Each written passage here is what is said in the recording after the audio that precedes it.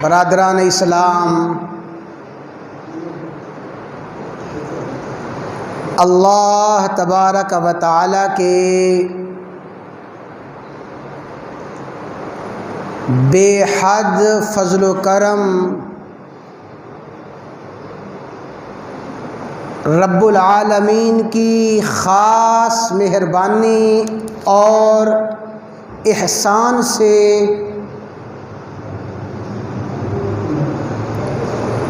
پھر ایک مرتبہ ہماری زندگیوں میں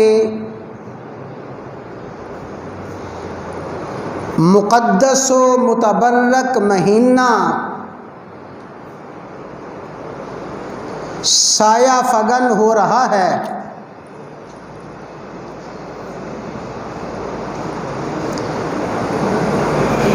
اس مقدس و متبرک مہینے کا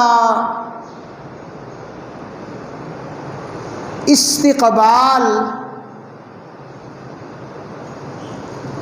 اور اس مہینے کی تیاری اور اس کے اہتمام کا مسلمان کو کس طرح سبق دیا گیا ہے۔ مسلمان ماہ مبارک کا استقبال، ماہ مبارک کا اہتمام اس متبرک مہینے کا انتظار کس طرح کرے۔ سب سے پہلے تو یہ بات عرض کرنی ہے، امام الانبیاء سید الانبیاء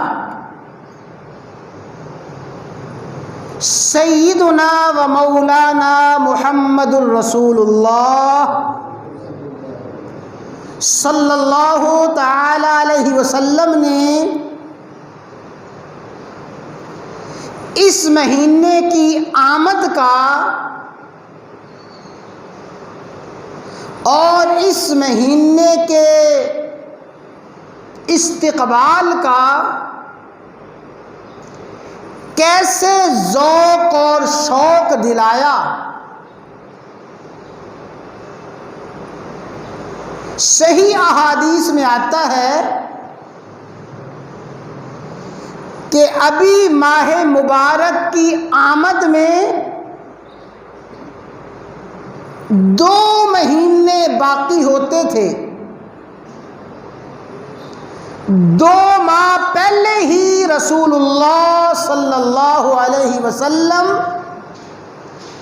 اس مہینے کی آمد کے لیے اور اس مہینے کے حصول کے لیے اللہ رب العزت کے حضور دعائیں فرمانا شروع ہو جاتے تھے۔ ابھی ماہ مبارک کی آمد میں 2 مہینے باقی ہیں۔ جو ہی رجب کا مہینہ شروع ہوتا، رجب کا مہینہ شروع ہوتے ہی رسول اللہ صلی اللہ علیہ وسلم کی دعا یہ ہوتی تھی، اللہم بارک لنا فی رجب و شعبان وبلغنا رمضان۔ رجب کا مہینہ شروع ہوتا، آپ دعا فرماتے کہ یا اللہ ماہ رجب کو، ماہ شعبان کو ہمارے لیے باعث برکت بنا، وَبَلِّغْنَا رمضان، یا اللہ ہمیں ماہ رمضان تک زندگی نصیب فرما۔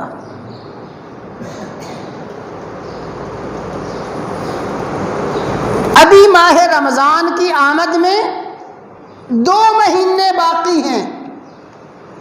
پورا رجب کا مہینہ آپ کی دعا جاری رہتی، بلغنا رمضان، یا اللہ ہمیں ماہ رمضان نصیب فرما۔ شعبان کا مہینہ آتا، شعبان کے مہینے میں آپ کی یہ دعا جاری رہتی، بلغنا رمضان، یا اللہ ہمیں ماہ رمضان نصیب فرما۔ اور ایک روایت میں یوں آتا ہے کہ میرے اور آپ کے آقا سیدنا و مولانا محمد الرسول اللہ صلی اللہ علیہ وسلم یوں دعا فرمایا کرتے تھے، اللہم سلمنا لرمضان، یا اللہ ہمیں ماہ رمضان کے لیے صحت، عافیت اور سلامتی عطا فرما۔ اللہم سلمنا لرمضان، یا اللہ ہمیں ماہ رمضان کے لیے، ماہ رمضان کی عبادات کے لیے، ماہ رمضان میں مجاہدہ مشقت کرنے کے لیے ہمیں سلامتی، ہمیں صحت، عافیت عطا فرما۔ تو حضرات گرامی، رسول اللہ صلی اللہ علیہ وسلم نے ماہ رمضان کی آمد کا اور ماہ رمضان کے استقبال کا، ماہ رمضان کے اہتمام کا ہمیں طریقہ یہ بتایا کہ 2 مہینے پہلے ہی آپ ماہ رمضان کی آمد کے لیے دعا فرمانا شروع ہو جاتے تھے۔ اور استقبال رمضان کا دوسرا طریقہ، استقبال ماہ رمضان کی دوسری سنت، رسول اللہ صلی اللہ علیہ وسلم نے اس ماہ رمضان کا استقبال کیسے فرمایا؟ جو ہی شعبان کا مہینہ شروع ہوتا، شعبان کا مہینہ شروع ہوتے ہی آپ روزوں کی کثرت شروع فرما دیتے۔ شعبان کے مہینے میں رسول اللہ صلی اللہ علیہ وسلم نے نفلی روزے سب سے زیادہ رکھے ہیں۔ آپ نے کسی مہینے میں اتنی کثرت کے ساتھ نفلی روزے نہیں رکھے جتنی کثرت کے ساتھ نفلی روزے شعبان میں رکھے ہیں۔ سیدہ طیبہ طاہرہ عفیفہ صدیقہ بنت صدیق ام المؤمنین عائشہ الصدیقہ رضی اللہ تعالی عنہا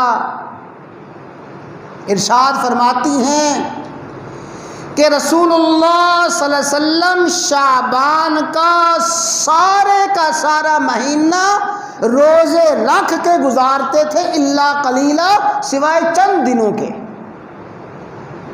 چند دن، گنتی کے چند دن ماہ شعبان میں آپ نے روزے نہیں رکھے، ورنہ شعبان کا اکثر حصہ رسول اللہ صلی اللہ علیہ وسلم روزے رکھ کے گزارا کرتے تھے۔ محدثین نے، علماء نے، ہمارے اکابر نے اس کی حکمت یہ بیان فرمائی، توجہ کے ساتھ سماعت فرمائیں کہ رسول اللہ صلی اللہ علیہ وسلم کا ماہ شعبان میں روزے رکھنا یہ در حقیقت مجھ پر، آپ پر انتہائی رحمت، انتہائی شفقت، انتہائی پیار، انتہائی محبت کی علامت تھی۔ کیوں؟ ایک شفیق باپ، ایک ہمدرد خیر خواہ باپ اپنی اولاد کو آنے والی مشقت سے اور آنے والی پریشانی سے بچانے کے لیے اسے تدابیر اور طریقے بتاتا ہے۔ بیٹا آنے والا وقت تھوڑا سا مشکل ہے، یہ تیاری کر لو، یہ تیاری کر لو، یہ اہتمام کر لو، بس یہ میرے بتائے ہوئے طریقے اپنا لو، بیٹا وہ مشقت انتہائی آسان ہو جائے گی۔ ظاہر ہے کہ وہ امت جس کی اکثریت 11 مہینے کبھی روزے رکھتی نہیں ہے، جس امت کی اکثریت کو نہ ایام 20 کے روزے نصیب، نہ پیر اور جمعرات کا روزہ رکھنے کی توفیق، جو سارا سال روزے نہ رکھے، یکدم اس کو 14.5-15 گھنٹے کا روزہ رکھنا پڑ جائے، تو ظاہر ہے کہ شروع کے روزے تو بڑے مشقت والے معلوم ہوں گے۔ اے میرے امتیوں، میں رحمت للعالمین تمہیں ایسا طریقہ بتاتا ہوں، ایسا طریقہ، میرے اس طریقے کو لازم پکڑو، تمہارے لیے رمضان کے روزے بالکل آسان ہو جائیں گے۔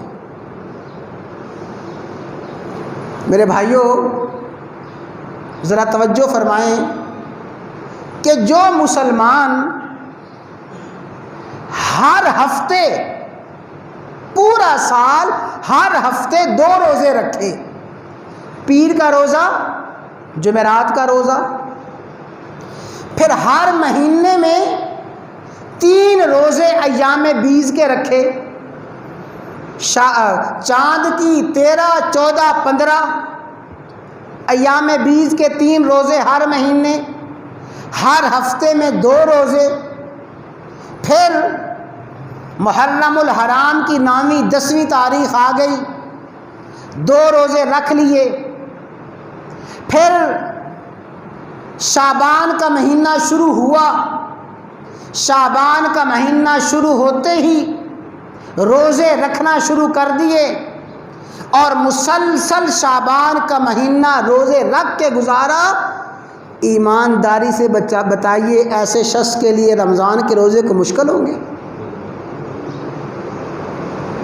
رمضان کے روزے کوئی مشکل نہیں ہے۔ رسول اللہ صلی اللہ علیہ وسلم نے اس مشقت اور اس تکلیف سے بچاؤ کے لیے طریقہ بتا دیا ہے۔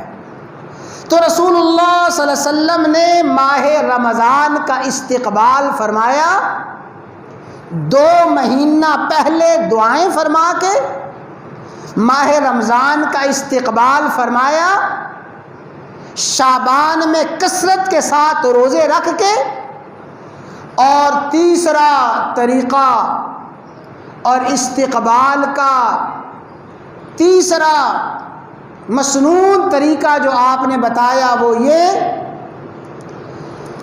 سیدنا سلمان فارسی رضی اللہ تعالیٰ عنہ فرماتے ہیں کہ شعبان کے آخری ایام تھے، بالکل آخری دن، شعبان کے آخری دنوں میں رسول اللہ صلی اللہ علیہ وسلم نے ہمیں خطبہ ارشاد فرمایا، اور اس پورے خطبے میں رسول اللہ صلی اللہ علیہ وسلم نے ماہ رمضان کے فضائل بیان فرمائے، ماہ رمضان کی عظمت کو بیان فرمایا، ماہ رمضان میں عبادات کی اہمیت کو بیان فرمایا۔ پورا خطبہ، طویل خطبہ رسول اللہ صلی اللہ علیہ وسلم نے ماہ رمضان سے متعلق ارشاد فرمایا۔ یہ ہے استقبال رمضان کے مسنون طریقے، یہ ہے ماہ رمضان کی تیاری۔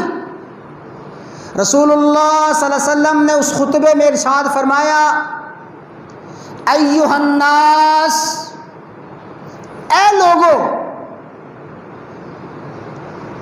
بات بڑی توجہ کے ساتھ سمجھنے والی ہے۔ آپ نے اہل ایمان کو خطاب نہیں فرمایا کہ اے ایمان والو، بلکہ آپ نے فرمایا ایھا الناس، اے لوگو، قد اظلکم شہر عظیم، اے دنیا جہان کے انسانوں تم پر بڑی عظمت والا مہینہ سایہ فگن ہونے والا ہے۔ اس سے کیا معلوم ہوا کہ ماہ رمضان کی برکات، ماہ رمضان کی رحمتیں اہل ایمان کے لیے تو ہیں ہی ہیں۔ ماہ رمضان کی رحمتیں، برکتیں اہل ایمان کے لیے تو ہیں ہی ہیں۔ یہ رحمتیں اتنی عام ہیں، اتنی تام ہیں، اتنی کامل ہیں، ان رحمتوں سے ساری کی ساری انسانیت مستفید ہوتی ہے۔ ایھا الناس، اے لوگو تم پہ بڑی عظمت والا مہینہ اذلکم، سایہ کرنے والا ہے۔ رسول اللہ صلی اللہ علیہ وسلم کا ایک ایک لفظ، آپ کا ایک ایک ارشاد فصاحت اور بلاغت کا نمونہ ہے۔ فرمایا قد اذلکم، تم پہ سایہ فگن ہونے والا ہے۔ کیا معنی؟ جس طرح تپتی ہوئی دھوپ میں، تپتے ہوئے صحرا میں گرمی کی شدت، گرمی کی انتہا میں ساری مخلوق سائے کی تلاش چاہتی ہے، سائے کے لیے دوڑتی ہے، دھوپ سے بچنے کے لیے، گرمی سے بچنے کے لیے سایہ چاہتی ہے۔ اے امت مسلمہ، تم نے پورا سال نافرمانیاں کر کے، پورا سال حکم عدولیاں کر کے جو بغاوت کی آگ بھڑکائی ہے، پورا سال نافرمانیاں کر کے تپش اور حرارت انتہا پہ پہنچا دی ہے۔ قد اذلکم، یہ ماہ رمضان ایسا سایہ لے کے آ رہا ہے، اس سائے میں تمہارے گناہوں کی ساری تپش، تمہارے گناہوں کی ساری حرارت، تمہاری بغاوتوں کی ساری حرارت ماہ رمضان مبارک کی برکت سے زیر و زبر ہو جائے گی، نیست و نابود ہو جائے گی۔ فرمایا من صام رمضان ایمانا و احتسابا، جس نے ماہ رمضان کے روزے رکھے ایمان کی حالت میں، مومن بندے، جس مومن نے روزے رکھے ثواب کی نیت سے روزے رکھے، غفر لہ ما تقدم من ذنبی، اللہ تعالیٰ اس کے پچھلے سارے گناہوں کو معاف فرما دے۔ تو اس طرح رسول اللہ صلی اللہ علیہ وسلم نے ماہ رمضان کا استقبال، ماہ رمضان کا اہتمام ہمیں بتایا ہے۔ آپ نے 2 مہینے پہلے دعائیں فرمائیں، شعبان میں کثرت سے روزے رکھے، آپ نے ماہ رمضان کی فضیلت، عظمت پر خطبے ارشاد فرمائے، صحابہ کرام کو ترغیب دی اور صحابہ کرام کو ذوق اور شوق دلایا۔ ماہ رمضان ہم نے کیسے گزارنا ہے بھئی، ماہ رمضان میں نے، آپ نے کیسے گزارنا ہے، نیت کریں اور ارادہ کریں۔ مختصر 2-3 منٹ میں جو باتیں عرض کی جائیں گی، انشاءاللہ ثم انشاءاللہ ہم سب ان باتوں پہ عمل کریں گے۔ ماہ رمضان میں سب سے پہلا کرنے والا کام جو ہے، جو ماہ رمضان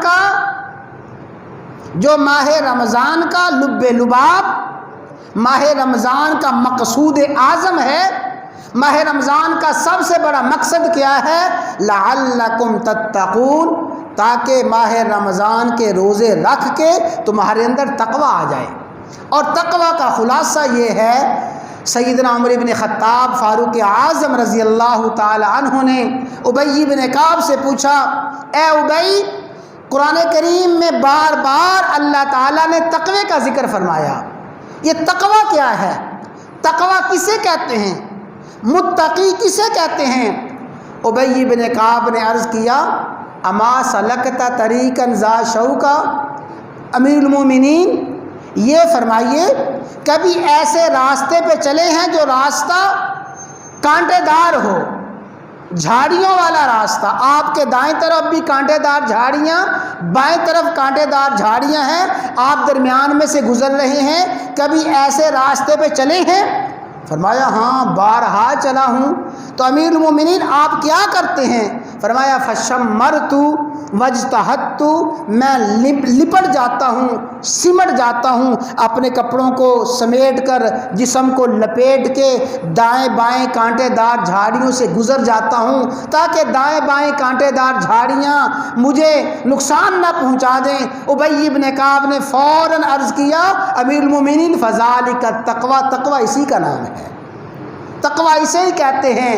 دائیں بائیں گناہ کے جو مواقع ہیں، دائیں بائیں نافرمانیوں کے جو مواقع ہیں، اپنے دامن کو گناہوں سے نافرمانیوں سے بچا کے گزر جانا، یہی تقوی ہے۔ تو پورا ماہ رمضان ہم ایسے گزاریں کہ اللہ تبارک و تعالیٰ کی ہم سے کوئی بھی نافرمانی نہ ہو، تمام گناہوں سے اپنے آپ کو بچانا، یہ ماہ رمضان کا مقصود اعظم ہے۔ اور پھر بھائی ماہ رمضان میں فرائض کا اہتمام اولین عبادت ہے۔ ہماری کوئی فرض نماز بھی تکبیر اولیٰ کے بغیر نہ ہو، فرض نماز چھوڑنا تو دور کی بات ہے، ہم ہر فرض نماز تکبیر اولیٰ کے ساتھ پڑھیں، ماہ رمضان کا روزہ رکھیں، اور اس کے جو مسائل پیش آئیں وہ مسائل اہل علم سے پوچھیں۔ تو فرائض کا اہتمام کریں، نماز با جماعت کا اہتمام کریں، اور نماز با جماعت اور فرائض کے ساتھ ساتھ نوافل کا اہتمام کریں۔ نوافل میں سب سے زیادہ عظمت فضیلت والی نفلی عبادت تہجد کی نماز ہے۔ کم از کم ماہ رمضان کا پورا مہینہ تو ہم تہجد کا اہتمام ضرور کریں۔ الحمدللہ سحری کے لیے تو اٹھنا ہی ہوتا ہے، کوئی 10 منٹ 20 منٹ پہلے اٹھ جائیں اس نیت کے ساتھ کہ اللہ تعالیٰ کو 2-4 نفل پڑھنے کی توفیق عطا فرما دیں گے۔ تو تہجد کا اہتمام کریں، اشراق کا اہتمام کریں، اور نوافل نفلی عبادت کا اہتمام کریں، اور نفلی عبادت کے اہتمام کے ساتھ ساتھ بھائی قرآن کریم کی تلاوت، یہ ماہ رمضان کی عظیم الشان عبادت ہے، اس لیے کہ ماہ رمضان اور قرآن لازم و ملزوم ہیں، تو قرآن کریم کی تلاوت کا اہتمام کریں۔ تلاوت کا اہتمام کم از کم آخری درجہ یہ ہے کہ روزانہ ہم میں سے ہر شخص ایک سپارہ تو ضرور قرآن کریم کا پڑھے۔ ایک سپارہ پڑھیں گے تو انشاءاللہ پورے مہینے میں پورا قرآن کریم مکمل ہو جائے گا۔ بھائی اسی طرح ماہ رمضان کے عظیم الشان عبادات میں جو عظیم الشان عبادت ہے وہ تراویح ہے۔ تراویح ماہ رمضان کی خاص عبادت ہے۔ گویا یوں سمجھ لیجئے ماہ رمضان کے 2 بڑے تحفے ہیں، ایک تحفہ ہے دن کا، دوسرا تحفہ ہے رات کا۔ دن کا تحفہ روزہ ہے اور رات کا تحفہ تراویح ہے، اور یہ تراویح اتنی عظیم الشان عبادت ہے۔ فرمایا من قام رمضان ایمانا واحتسابا غفر له ما تقدم من ذنبی، جس نے ماہ رمضان میں قیام کیا اللہ تعالیٰ اس کے سارے گناہوں کو معاف فرما دیں گے۔ تو بھائی انشاءاللہ میں بھی نیت کرتا ہوں، آپ بھی نیت کریں کہ اس اہتمام کے ساتھ اور ان اعمال کے اہتمام کے ساتھ ہم ماہ رمضان گزاریں گے، ذوق اور شوق کے ساتھ، جذبے کے ساتھ، رغبت کے ساتھ، ہمت کے ساتھ۔ اللہ تعالیٰ نے صحت عطا فرمائی ہے، صحت تندرستی عطا فرمائی ہے، عمر ہے، جوانی ہے، اس کو غنیمت جان کے انشاءاللہ ماہ رمضان میں زیادہ سے زیادہ عبادات کا اہتمام کریں گے۔ اللہ تعالیٰ کی بارگاہ میں دعا ہے کہ اللہ تعالیٰ آنے والا ماہ رمضان ہم سب کو نصیب بھی فرمائے، اور ماہ رمضان کی رحمت برکتیں حاصل کرنے کی توفیق عطا فرمائے۔